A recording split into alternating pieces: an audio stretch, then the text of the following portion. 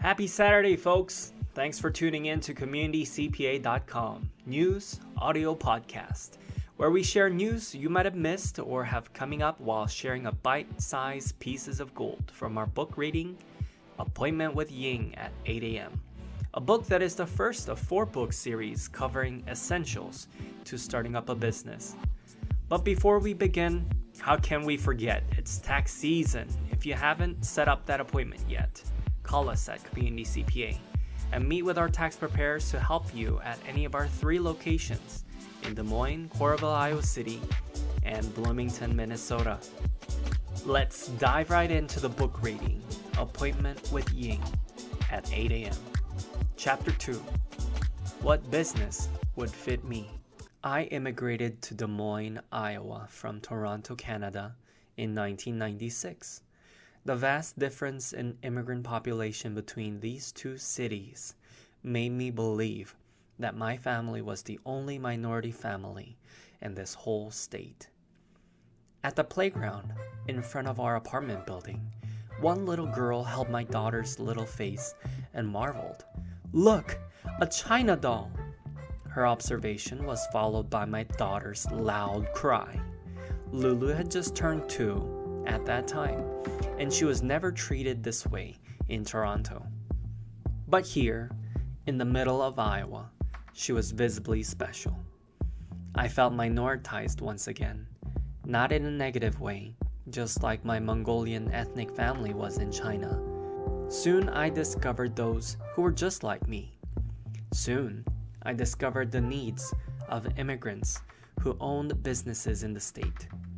In the year 1997, I was employed at Iowa State University as the CFO for Iowa Manufacturing Extension Partnership. The nameplate on the wall indicated Chief Financial Officer, Ying. One night, while I was working late, the custodian in the building came to me. "Your name is Ying?" He pointed at my nameplate and said, "You know IRS?" I was going to say no because I really did not know much about the IRS, but he had already handed over a letter for me to read. It was a letter from the Internal Revenue Service. I thought to myself, this is where I will be filing my own tax this year. The custodian name was Luck Win. Luck continued, "I did not know what happened to tax. IRS wanted more money from me. Me has no money. Can you call for me?" No English for me. I agreed and learned that he was a Vietnamese immigrant. I apparently was the only Asian he knew who could read English. To him, the word financial on my plate meant that I must be someone who has a lot of knowledge in money and could talk to the IRS. I took the letter quickly and promised him that I would get back to him tomorrow night at this time. The next night he came. I told him that the IRS was going to refund him $680 as he overpaid his taxes. The letter was to tell him that and to notify him that he should get the check in the mail in about 2 weeks' time with the letter date. I told him he should be getting his check in the next 2 days.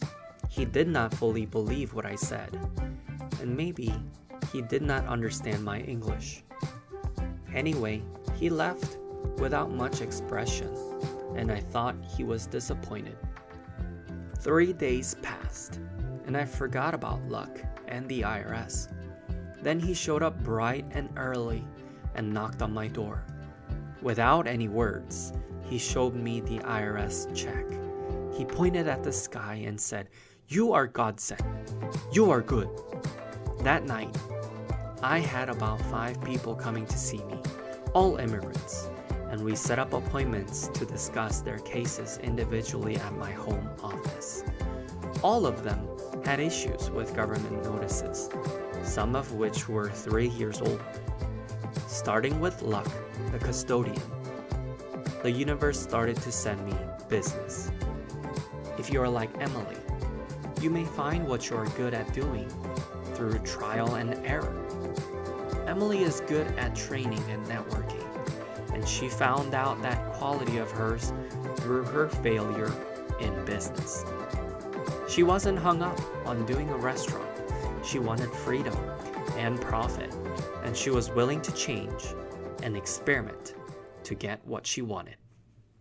Maybe you just need to get started and fine-tune the details later, like she did. Maybe you need to try something new, like Donald Trump did when he was starting out.